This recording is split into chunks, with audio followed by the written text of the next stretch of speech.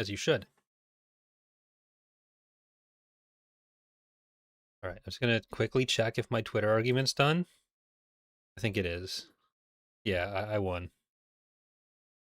I won. Okay. All right.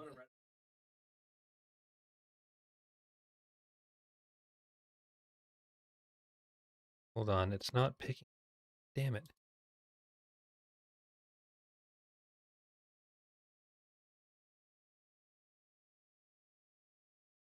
Okay, there. Can you say something? Can you explain for the audience? Oh, he just said that the home one is 19 times stronger than an Imperial Star Destroyer, or 18 times, Based on what? because he scaled the ship up based on that one shot of the Lambda leaving, Mm-hmm.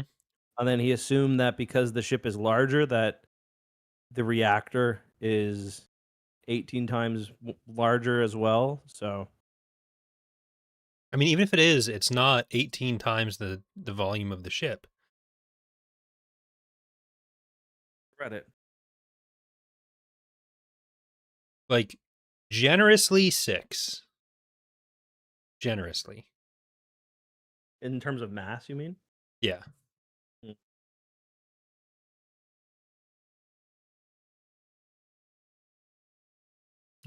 Well, that's not our topic for the night.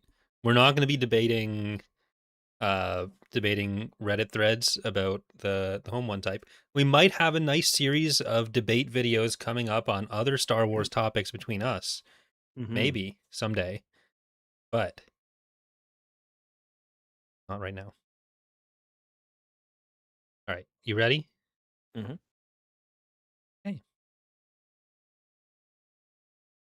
Hello there, and welcome to TapCaf Transmissions, the only Star Wars podcast, no qualifiers. I'm one of your hosts, Corey, joined as always this week by the other host of TapCaf Transmissions, if you'll believe it, Mr. Justin Ladderson,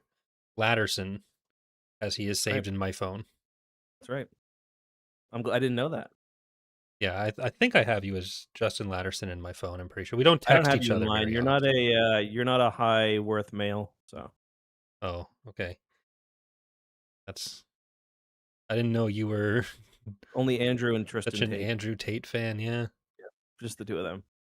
Wow. And Sneeko. People have been canceling you for all the wrong reasons. Yep. But today's topic on this here episode of TapCaf is going to be the Ninth Jedi, episodes 1 through 3. I've seen episode 4 in preparation for tonight's episode, but I got a request I had to honor to talk about Oh, just we the just do first 3 3. episodes out of it. Okay, you want to So do 3, 3, and 2? Is that it's 8 yeah. episodes, right? Okay, Yeah. that's fine. But we'll probably also talk for a couple minutes at some point about Zero Company, since Zero Company and Galactic Racer have started having their initial coverage come out. You have played Zero Company. Neither of us has played Galactic Racer. Do you want to talk about that first, or do you want to do Ninth Jedi Yeah, first? sure. I mean, it comes out 2 27th, weeks. I think. So 2 weeks, 2 Thursdays from now. Which will Yeah, I actually mean, possibly be the next TapCaf. I don't know. yeah, probably. We were going to do what's the book called again? Legacy. We are going Legacy. to do Legacy. Have you started it yet? I have not. Okay. I'm nearly done, which is the opposite of how it usually is. Like I was ready for this week. I'm just saying. But yeah, it's we're gonna be doing that when we get back. But yeah, it's good. Like I really enjoyed the game. I played it for like 8.5 hours or so. It's kind of exactly like what you Why'd you lie probably in the video? hmm?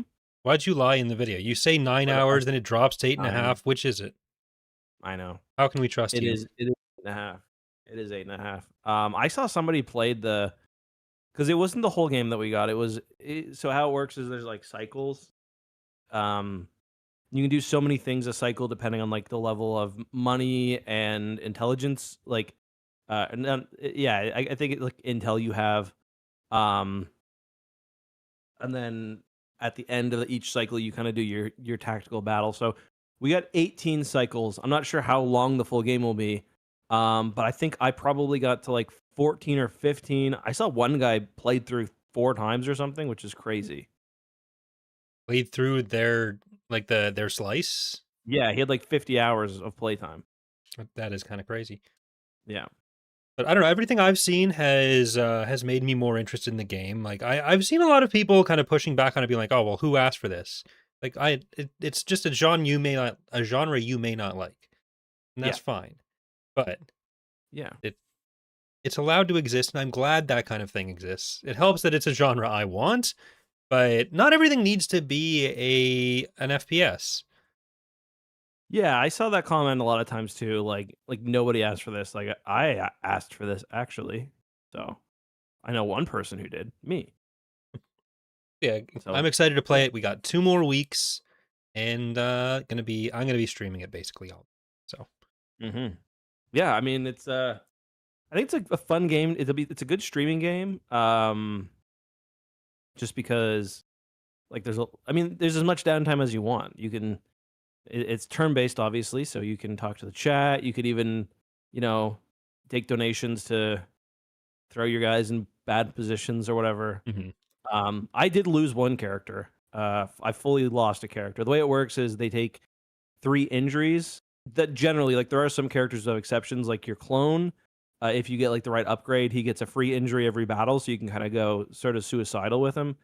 But generally, you have 3 injuries, um, and then after a battle, you come home. You have those injuries unless you put them in the back or in the med center for a cycle. That removes 1 injury. So it's like if you have a character you really like, do you and to be honest, I died because I didn't realize my guy had 2 injuries already. That's like one small bit of feedback I gave is that like it's sometimes a little bit hard to tell. Um, but like so if you've got a really important mission, maybe you want your favorite guy, you got to decide whether it's worth bringing him into battle with 1 injury or giving him an extra cycle in the med bay. So it's like not really, it's not quite as brutal as something like XCOM, where like I've lost so many guys in XCOM simply because one of the new aliens will pop up with like a plasma rifle and just one shot him. It doesn't Mhm. really happen like that anymore. So some people will like that, some people won't. Yeah, and I think especially for Star Wars, though, it's going to be more people that are likely to come in with less knowledge of the genre. Yeah. So sometimes being a bit more approachable is good for that. Uh, but it can kind of cut both ways, where bigger fans of the genre might not be as into it if it's hmm not as punishing. So it's kind of a fine line to walk. I've also seen they've said there's not going to be official modding support, and what I would want to add on that is that it doesn't necessarily mean there's no mods. It just means they're not planning to release tools for it or distribution stuff for it. Modern games do tend to be harder to mod, but there are plenty of games that don't have official modder support that you can still mod. And especially Mm. for more basic like game data editing, it is sometimes possible to get into mods with that without the official dev support. So that's one thing I do want to kind of throw out there because I've seen that come up a fair bit when I was looking Yeah. at the comments on your videos. Yeah, like the one thing that I kind of said that I would want is after you beat the game, I think it'd be fun if there was a more like free form narrative, like a sandbox mode almost, where you Mhm. maybe you don't have the same. They'd have to figure out a way because obviously, like with XCOM, sort of is a lot less story heavy, Yep. and there's kind of just like the threat built in. Whereas in this game, like you really are following a story, and like the progression you make along the way is kind of helping you in those big story missions. Hmm. Um, so I would definitely, if they could figure out a way to, they could figure out a way to kind of have a loss and victory condition that's not tied to story in there, and then remove all the barriers. Like right now, you can't, your main guy can't die. I didn't have him die because my guy was a sniper, so he's always pretty far back. But I imagine like if he dies, you just get a game over, when you got to Yeah. start the mission again. And I would like to see a mode that's a bit more kind of open. Yeah, that is the one thing that has been not necessarily concerning, but not quite as positive for me as some of the other stuff. where I was kind of hoping for an environment that might be more conducive to like specific challenge runs. But it sounds like the fact that it's a lot more kind of linear story and story Yeah. forward might make that a little less interesting than it can be in XCOM and some of Mhm. the other games in the genre. I'm not sure if Midnight Suns is more in that direction as well, I think but it yeah, is, yeah. But, like yeah, like XCOM, you don't have a main character. It like, yeah, as you know, but people who haven't you have, like, guys. Like, they're all equal. This one has and there's also, like, loyalty missions in this game. Like, one of the loyalty missions for the clone is I think you go to I wanna say it was Ryloth, but I don't remember, to rescue kind of a clone behind enemy lines, and, like, for that mission, losing, the clone was also one of the lose conditions as yeah. well. Um, so definitely a little but in that case, like, if he dies, I don't know if you fail the mission or what, but I also will say, like, I did have missions without my main character. Mhm. Like, I had him he did get injured once, so I healed him, and I did, like, a mission with, 2 randos and 2 of the authored characters. Um, but yeah, I will say, like, the most fun the game becomes significantly more fun, in my opinion, when you unlock the astromech droid, Yeah. which you can do really early on. Like, you basically upgrade the base, you pay money, and you can like upgrade the you can like get the black market, which gives you more equipment, and then or you can upgrade the black market. You can get the lounge, which like helps with your player relationships, or you can get the droid repair shop, and that's really useful because the astromech basically gives all the characters. I think start off with 3 action points. So for those who have played games like this, you probably know moving somewhere, depending on the distance, will be 1, 2, or 3 action points. Firing a weapon, depending on the weapon, might be 1, 2, or all action points. Going into Overwatch, whatever. The droid is really nice because he can basically move action points between the squad. And he also gets 3 copies of each equipment, so very useful. How do the non-story character, like how do the randos compare to your narrative characters? Are they just like worse? Are you going to feel bad for using them, or is No, it all kind of even? like, I think, like, in battle, they're not any worse at all. Okay, cool. Like, my rando character was actually one of my best. I really liked the clone. He was, like, my favorite character besides for the main guy who I really liked. But my rando character, like, I just drafted a guy, and he had basically an ability to throw a resist damage on himself. Um, and like he had a bunch of he was like basically a brawler. So he could throw or resist damage on himself, and then he also had a pistol.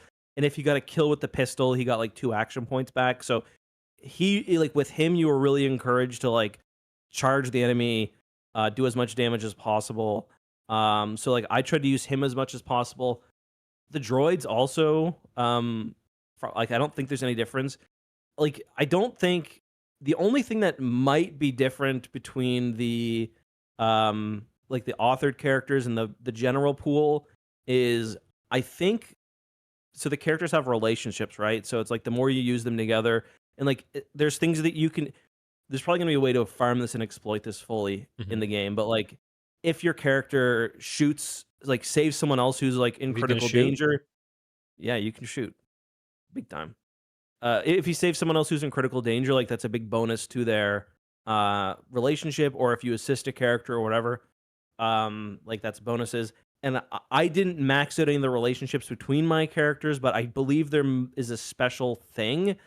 And this is true whether it's an authored character or a regular character, but I'm guessing the authored characters might have something a bit more customized for like if 2 authored characters reach their max relationship goal. mhm. But I didn't get So to that there's point. some That's Fire just Emblem in here compared to yeah. XCOM as well, basically. All right, well Yeah, maybe we 'cause in should do XCOM, I don't think a full episode about it after it releases, mhm, and just can do a full dedicated Zero Company episode where maybe we'll do a little bit of Galactic Racer preview in that as well. yeah. Uh, yeah. Yeah, the game So looks good. thumbs I up mean, is the basically what shooting you're. yeah, for me, I'm not sure the story is gonna be I don't think it's gonna be amazing, I will say that. And, like, I do worry a little bit about repetition, especially, like, on second playthroughs. Mhm. Um, because I mean it's the same thing with XCOM. There's only so many mission types. Um, so I worry a little bit about that, and like I mentioned, I don't think the story is going to be actively bad, but I wasn't like I really like the characters. Like the main character Hawks is great, and kind of the squad you have hanging around is cool. But like the Separatist, it's called the Infinite Coil. It's like it's like a cult basically. They didn't do a whole lot for me, but I was still pretty early on. So Okay. Right. Well, definitely looking forward to it. But we'll move on now to our main topic for the night, the Ninth Jedi, episodes 1, 2, and 3. So what are you've only watched these 3 episodes, right? yep, Cool. And you have watched all 3. yes, Okay. So I've watched 1 through 4. We won't talk as much about 4 tonight, but I might slip in some spoilers for that for anyone who it did is end on a bit of a concerned. cliffhanger. Yeah. So partially I've just forgotten where exactly episode 3 ends and 4 starts. Okay. Are they Like, just right doing the before they go into evacuation? battle. Yeah, they're, like, preparing to attack. Okay, and they're talking about like infiltrating the ship Yeah, or the laser. the base. Yeah.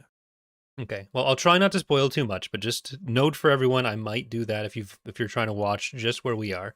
But neither of us has seen the back half of the season, so we're going to talk about Nope. this on its own right now, and we'll do another episode for 4, 5, 6, and then another episode for 7, 8, between other books and stuff. But Yeah, how are you feeling about the series so far? I gotta admit, I was a bit, when I went into watching it, I was like, "Oh, man, I really" like, I remember the first like, the proper Ninth Jedi, the first series really well, or the first episode really well, but I didn't remember the follow-up, but I ended up kind of, like, reading a summary, and the follow-up doesn't play into the series at all. Like, from what I understand, because there was the Ninth Jedi, like the actual episode is part of Vision season 1, and then there was Child of Hope in Vision season 3. But I guess Child of Hope was made by a different company as they were working on this show, so it's got nothing to do with it really, other than like it gives the characters a bit more of an adventure. Nothing wrong with that, of course, but that was kind of nice actually because I didn't have to go Mhm. back and rewatch that. Um, yeah, I don't know. I'm not like in love with it like I thought I might be based on how much like how quality the first episode was, like the initial Ninth Jedi was.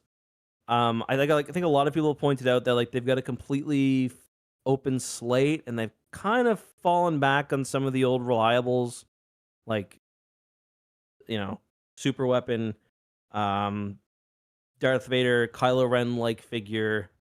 Um, but I like the Yeah. animation. I'm not like a huge anime fan, I will say. So the voice acting for me didn't necessarily always, it's just like anime. Like when you've got close up shots on what's her name screaming like 6 times an episode. To Kara, me, yeah. that doesn't. Yeah, like to me that doesn't do a whole lot. But I like the angle with her dad and kind of a mystery that wasn't there in the initial show. Yeah. So I'm not. I'm enjoying it, but I don't. It's not like the greatest thing I've ever seen. Yeah, that was kind of my take after the first 2 episodes especially, where Yeah. I actually think the Ninth Jedi out of all the Vision stuff was one of the ones that, at least in the first episode, the first standalone short, that kinda took a familiar premise and then had enough twists on it to be like, this is an anime interpretation of Star Wars, but one of the things that happens a lot with Visions is you kind of get this retreading of like retelling specific parts of the story we've already seen, slightly reinterpreted, but it's like very, very much like, oh, this is Yeah. based on this part of episode 4. And in the anthology series, I think uh, that can be a bit more interesting because it is like that's kind of the purpose of it. Like, here's this unique style, here's how it would interpret this element of Star Wars. Yeah. But unfortunately, for the first 2 episodes for me, it felt like first 2 episodes especially, it does it a bit more Yeah. beyond that, but it did feel like it was going a bit too much back to the well of like you were saying. Like it's you have the episode 1 battle droids kind of they're attacking the city, we need to shut down the control ship. And there's like the Death Star super weapon, the Star Killer base kind of thing. And it's very much going between like the unique elements of the series are just kind of bridging together these moments of revisiting things that we've already seen. And as it's gone into like episode 3 and 4, I think it has introduced enough unique stuff to be Yeah. interesting. Like I was interested in what was going on with like the relationship between Kara's dad and Yeah, that was the most uh interesting part, I thought. the former master, like what was going on there exactly. Uh but it it does feel like they are going a little bit too much back to here is just anime version of other scene you've already seen. And I kind of wish they would do that a little bit less, which hopefully they won't do as much as the series goes on because we're only halfway through or under halfway through. Yeah, like, to me, one of the I don't know, like, one of the things that the weaknesses of the show, I guess, compared to the initial one especially, is I thought the show had a lot of fun takes on, like, what Star Wars would look like with a bit more of, like, an anime or a Yeah. Japanese, um, like, swing on it or, like, stamp on it. Like, Gramps, I think, is a great example. He's the droid, he's very funny, he drinks tea. Um, he was, like, a really fun take on, like, what a Star Wars story crossed with, like, a Japanese story or an anime story Mhm. would look like. I thought kind of the same of their base, like, on the like, you see them kind of yanking down the asteroids and stuff. I think that's, like, been lost a little in this, um, Mhm. where, like, to me, it's kind of I don't know, like, I see, like, the ship, for example, and everyone knows, I'm a big ship person, but just, like, as an example, the ship to me doesn't look like the one that they're being chased by the last Sith. It's not distinctly Star Wars, but it's also not, like, it doesn't seem to me like it's drawing like it's a Japanese take on a Star Wars ship either. Um, if that makes sense. Like, that's something that I feel like is kinda missing a little bit in this series so far. Yeah, I can kind of see that. Like I actually thought the unique ship designs were generally pretty good and probably one of the more fun elements to me. Like I there's a fighter that I don't know if you've seen yet that like might have I been don't in think episode so. 3, but Uh it was pretty cool, and I actually like the Musgrave ship. I like their I ship, like yeah. and The I Landers it's cool as well. You saw Troop Landers and mhm. So like I generally felt like that has worked pretty decently. It's certainly not the most Star Warsy thing, but it's felt almost like a mix of Star Wars and some of the Gundams stuff I've seen. So that element I thought was good at least, uh, but yeah, like it's just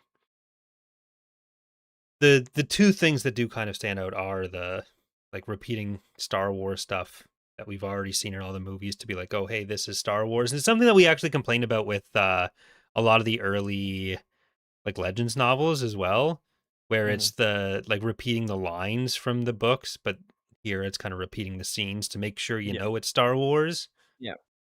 But kind of like you, I'm also not like the biggest anime fan, so when so many of the character interactions are like what a person who has never seen anime or like only knows anime from memes would kind of cobble together out Yeah. of anime memes to make these character interactions, that's kind of not as appealing to me either.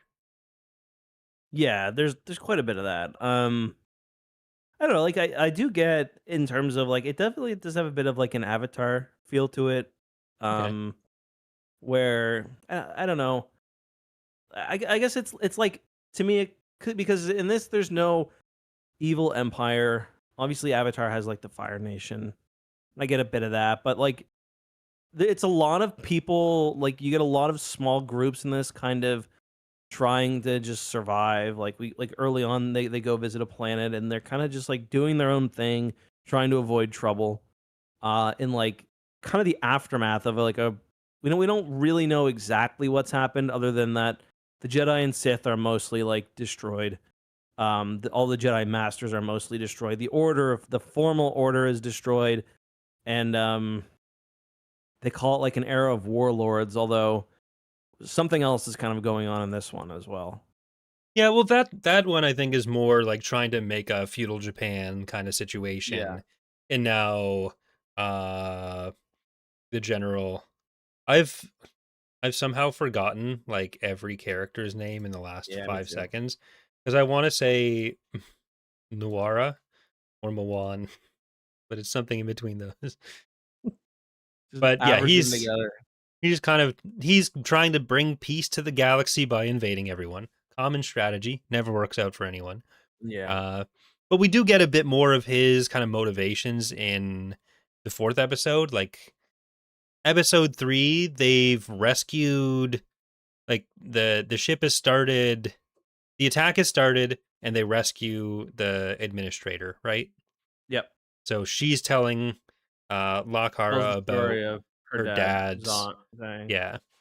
So you get a lot more of that fleshed out with the invasion in episode 4, and you find out a bit more of some of the kind of unique elements of the Force and lightsaber lore in the season, Well, episode we get a 4. bit of that in the like we saw that in the like actual ninth Jedi, because like the big thing in episode 2 is oh, what's his name again? What's the bad guy?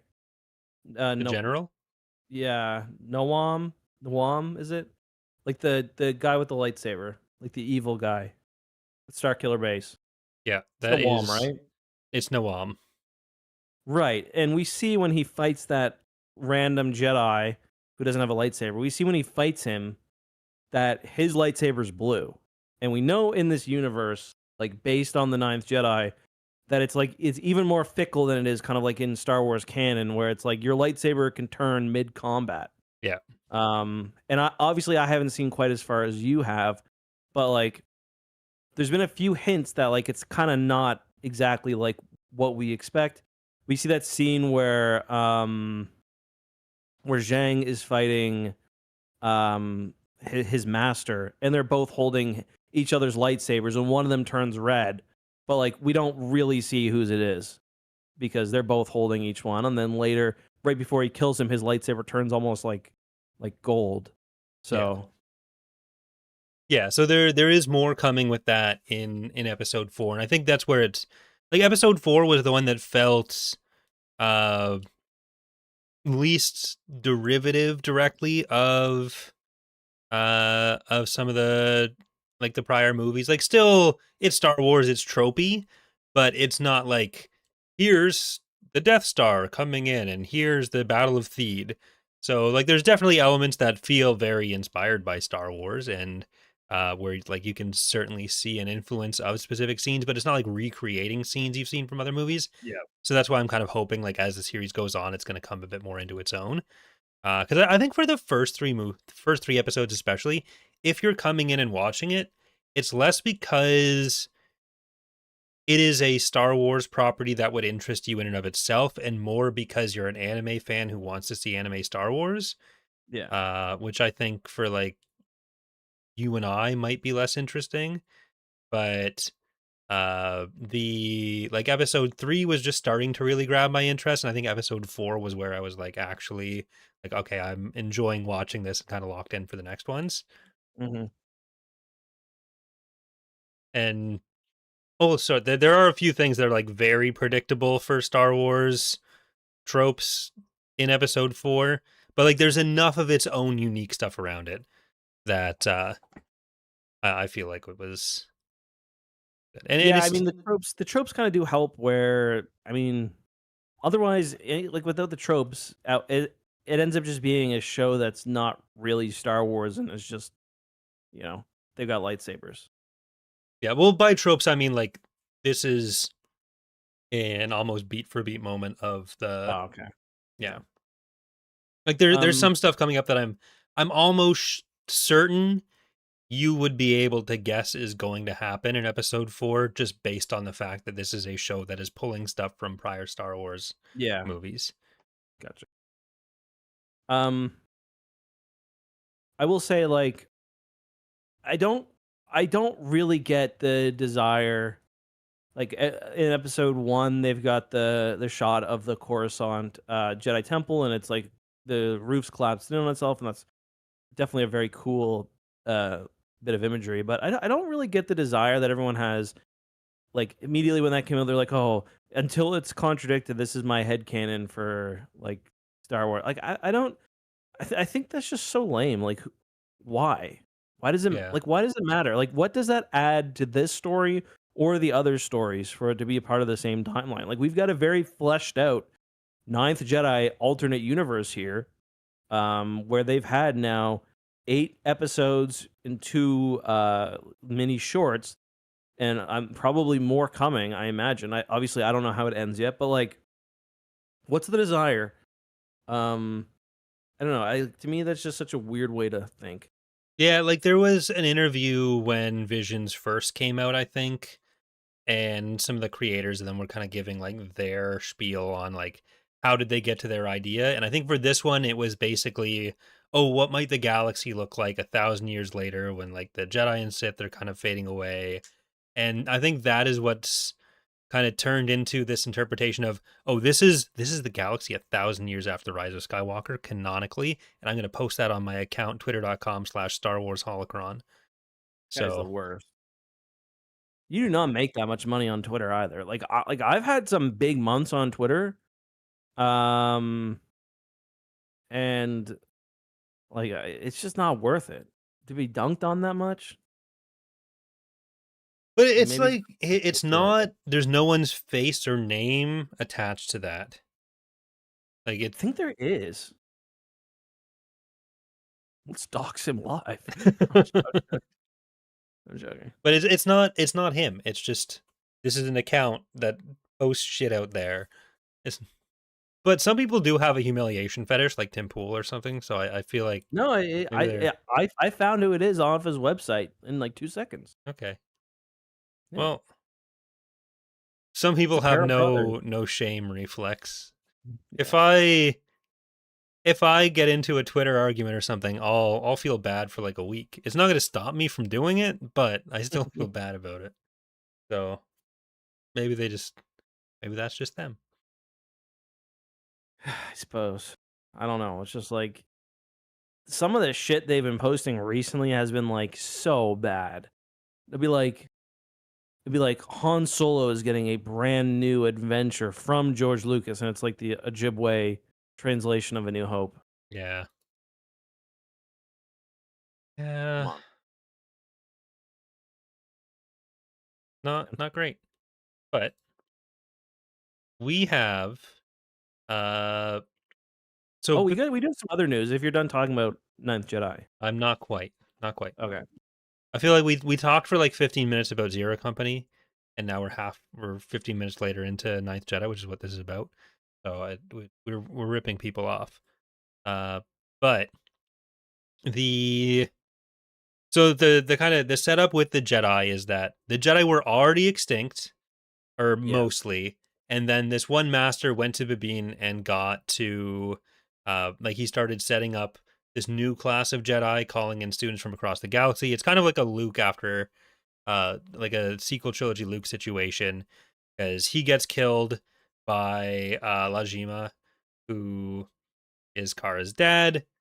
No one knows why, and then they kind of disband the Jedi from that position. So there are going to be a few of those students around, but really it was only Margrave Juro and Lajima that actually completed any level of their training. So yeah. they're kind of the only ones. But they have this other character who had, I guess, always wanted to be a Jedi and just I wasn't like quite him. strong enough. But he's leading the minor colony. I really like those ships actually. He sounded like Uncle Iroh. Mhm. Unfortunately, I was like, "Oh, is it Uncle Iroh?" Rest I in was like, peace. "Oh Rest wait, in he's peace. been dead for like 20 years, hasn't he?" Well, they had the replacement voice actor. Maybe it's him. Oh, did they? I wonder if it was. 'Cause I thought I was like, "Man, that sounds exactly like Uncle Iroh." Because Iroh died, and then they got a new voice actor Who for was the him. one crying over Little Soldier Boy? That song. That was Mako, I think. I think that was his last episode that he recorded. Gotcha. I could be wrong about that, but then he was replaced by That's sad. Greg Baldwin. Okay. And I'm checking his filmography. Legend of Korra as Uncle Iroh. He was in the Ghost and Molly McGee, but it doesn't say anything about Ninth Jedi, so unfortunately not. All of the voices have actually sounded familiar to me, and I have not, I've been finding that too, man. and I don't think it's because I've actually know them from anything, but Well, I definitely know the main character is Kamiko Glenn, yeah, she's and in she's Spider-Verse. yeah, in a lot of things. Yeah. Yeah. Okay, Simu Liu, I know him. Yeah, of He's course. Jima. So, What's man, the guy's okay. name who we're referring to? Do you know? I'm looking for it, but I don't remember the character's name.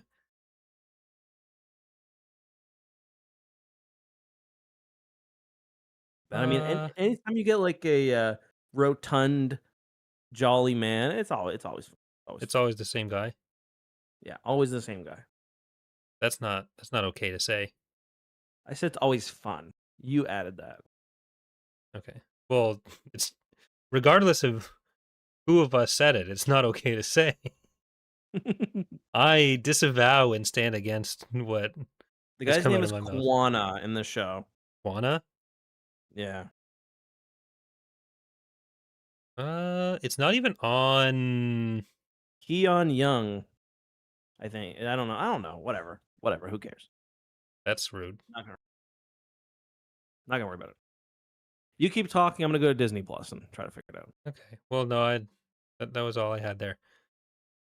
Now, do you have Yeah, any? I've noticed that too, though, where I feel like I'm like, man, I recognize all these voices here. I know Kamiko Glenn. She was first in, wasn't she in Orange Is the New Black? I She think that's kind was, of yeah. yeah, kind of where I always think of her from.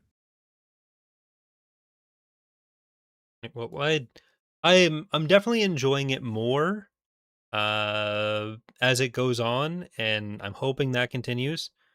But really, I think episode 4 is where it starts getting particularly good. Okay, I'm definitely definitely interested in that. All right, so that's I guess our ninth Jedi discussion for now. Rumor has it we could get a Starfighter trailer tomorrow. Well, the rumor has it that we won't, but people at D23 will in The person. new rumor that I've seen is that we are going to. Okay, I'd be okay with that.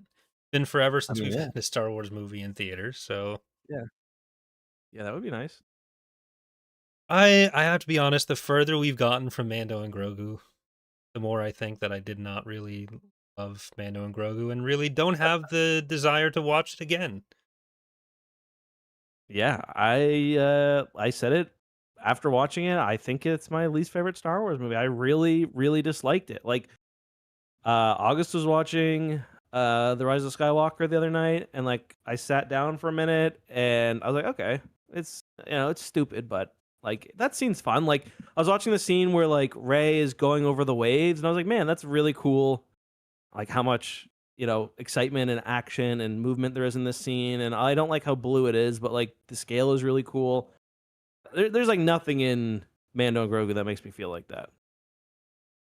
Yeah, like the thing I like most about that movie is Rada, and he's mostly just become a meme. So I don't know. I mostly just think of not being his father. So Uh, can you hear my dog barking? I think Murphy's about to have an emergency, so might need to let him out. I'll be right back. all right. I'll be So yeah, quick. so D23 starts tomorrow. We'll have. I mean, if Justin is to be believed, we'll have the Starfighter trailer. But there is usually a few other things going on, and I've seen some rumors that there's going to be some other stuff. But like my information was just that it was going to be mostly for the people actually there. So I'm not sure what to really expect.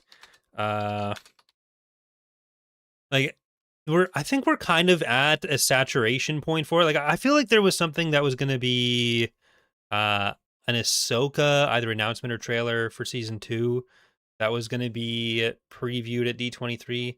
But again, I don't know if that's going to be uh just for people there or if that's going to be something that is going to be shown publicly.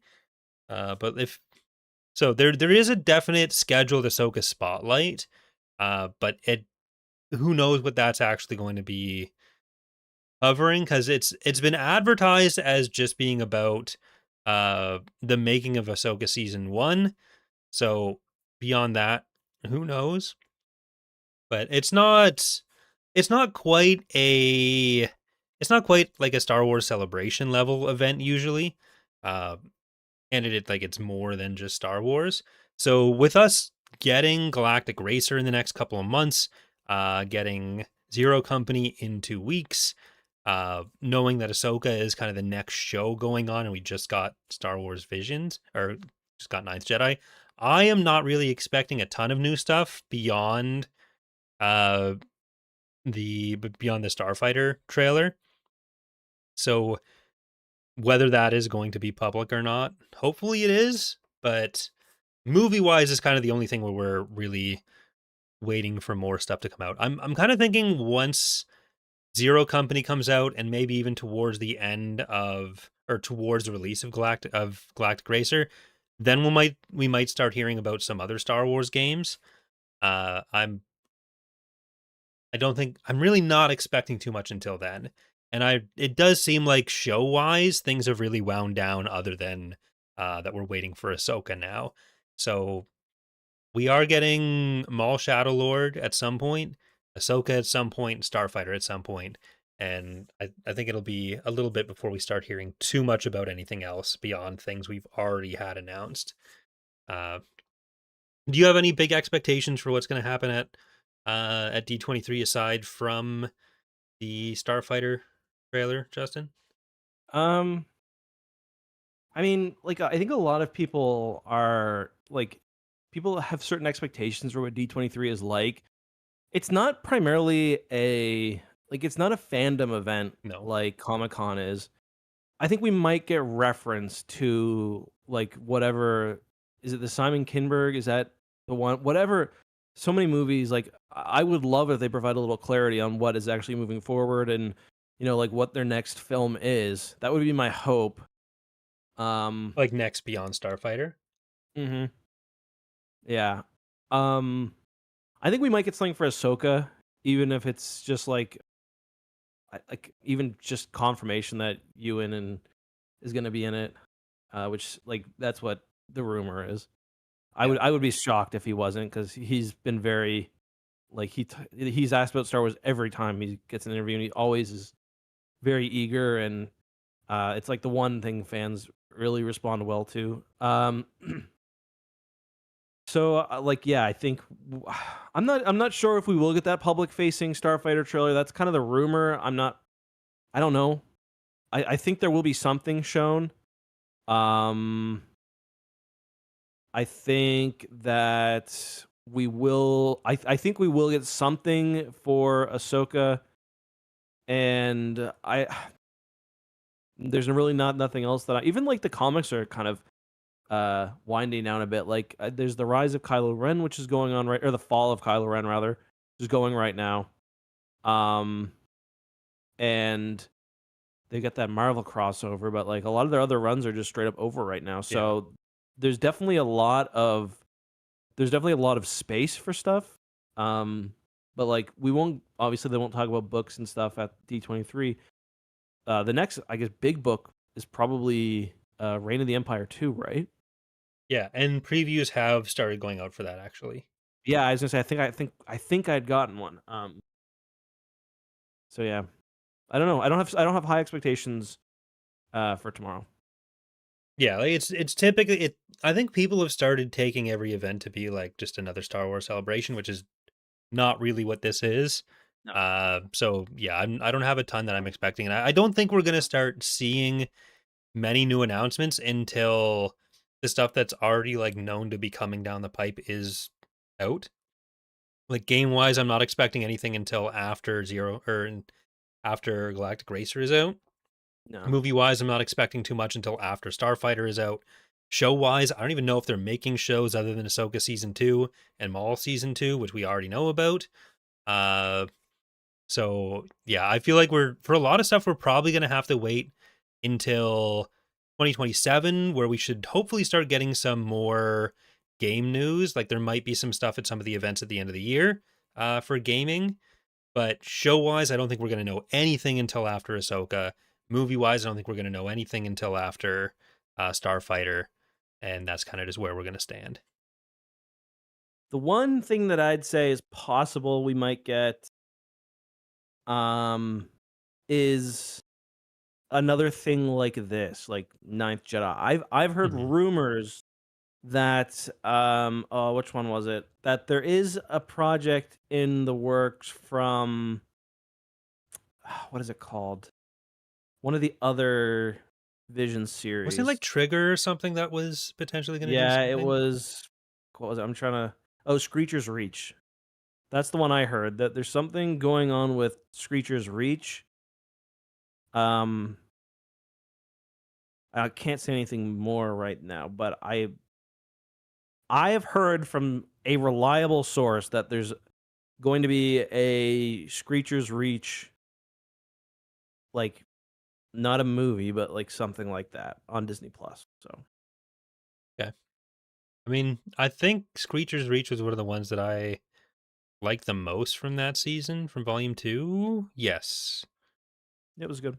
So I'd be good with that. Yeah. So if that comes out, I will have earned your trust, viewers. How'd that work out for Mace Anakin? Not great. Right. All right. Well, any further thoughts on Zero Company D23 or on Ninth Jedi? No, I mean it's definitely not the most bustling time to be a Star Wars fan, but I mean we've got two games coming out and two good-looking games. Hard to ask for a whole lot more. Yeah. I'm kind of frustrated we didn't get the invite to the Galactic Racer one, and I'm frustrated you didn't get one to Zero Company, but I wish I had been invited to Zero Company more than Outlaws, but I'm more annoyed at not being invited to the Outlaws stuff. Just because they had an open application thing and I you applied mean to that Racer? one.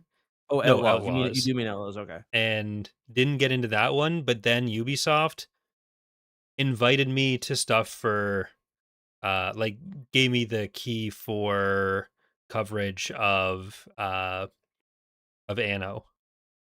Did they give you an Outlaws key? No, Yeah, I that's fair. contacted them because they had like an easily accessible Ubisoft like partner program you could get into. I contacted them and they said, because I mostly like I had both channels, but I was primarily applying through Datapad. And I was told no, I wasn't gaming focused enough. But then within a couple weeks, they came to me and asked me to play Anno. Like, but I do Star Wars stuff, and you just had a Star Wars game that seems like it could have used a little bit more publicity. Well, that's what I feel about Galactic Racer. Like, you need to get some fucking dogs who know how to play the YouTube game. Like, I love Star Wars Explained, but the man has never made an intriguing title in his life, and I don't mean that as an insult. His title will be Star Wars Racer First Impressions. I like the game. Because sometimes you need a dog. That's all I'm saying. Well, that they're not going to get that from me anyways. That's just you. Yeah.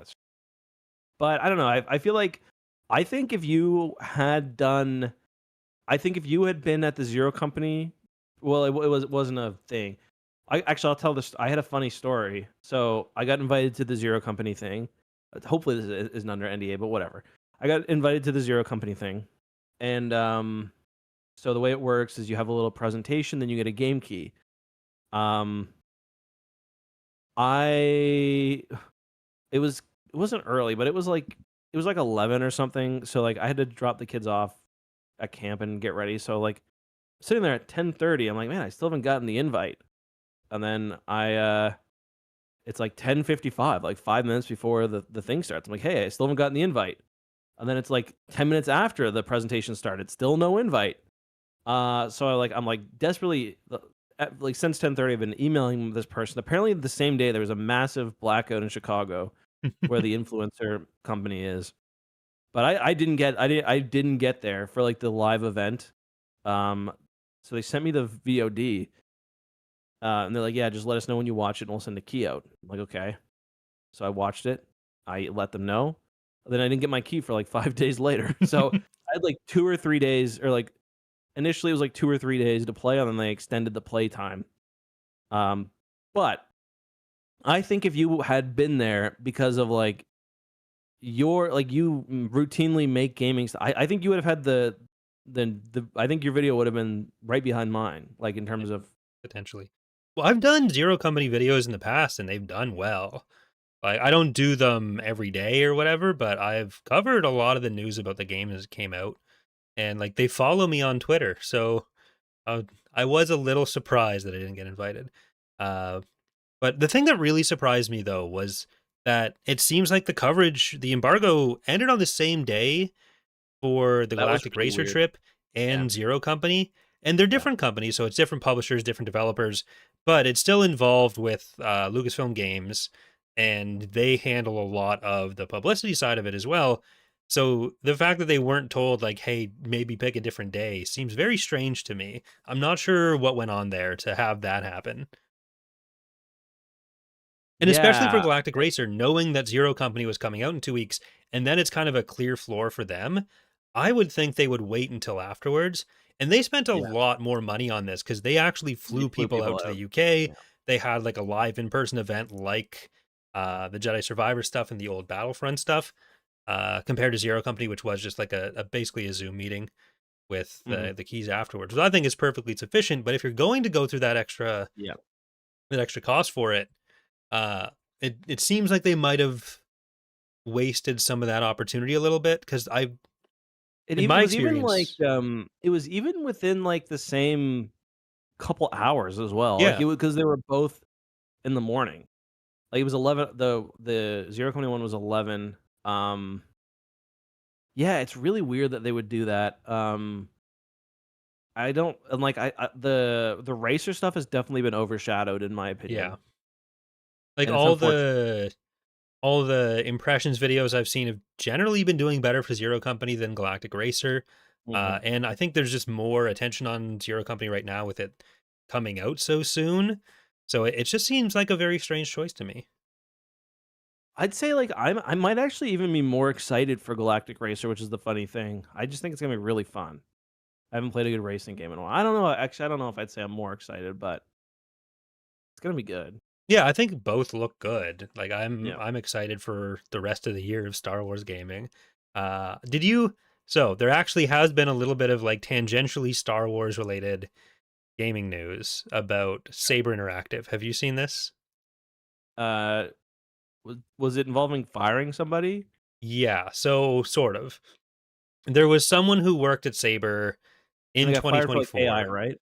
She was fired a couple years ago. They didn't say why she was fired, but she had posted on social media since then that like she was replaced by ChatGPT in her in some of the writing gigs she had. She wasn't working on the Knights of the Old Republic games, but she had posted like Saber was uh using a lot of like AI writing and AI assets. In this game in particular that she was talking about was a rideshare simulator, I think it's called. Uh and they were using like voiceover AI, and she'd posted about that somewhere. So some of the news outlets had reached out to Saber Interactive to get a comment from them, and Matthew Karch, the CEO, and this is the company making the Knights of the Old Republic remake, uh, had like a fucking crash out about it. It was like, I had to ask Claude who this was because I've never heard of her. She was fired for being talentless and other reasons. I'm And sure it, Claude heard that. maybe we should have an AI because at least they'll be they'd be honest about they'd be programmed to be honest about stuff. Like Oh my it was a god. crazy crash out. Uh, I'll read just so I'm not reporting this uh inaccurately. Well, the employee who quit probably loves that because now everyone sees the fucking jerk she's been working for or she was Yeah. fired by. Um, Stella who? I had to ask Claude because I've never spoken to her or seen her. We already said we're using AI for certain parts of the game, and we'll update the Steam page once we have finalized the feature set. Let me clarify that the entire story script, were it to win an award, would go to someone who can walk up on stage and receive it. It was always our intention to reveal this until Stella violated a confidentiality clause and revealed this before we were ready. Because this is about the Steam page not disclosing AI usage and creating the game at this point. As far as Stella is concerned, she was replaced by someone more talented and terminated for a variety of reasons a few months later. From what I can gather, she enjoys controversy even more than I do. I would frankly, in retrospect, have been happy to replace her with AI. At least we'd be dealing with someone programmed, to be honest.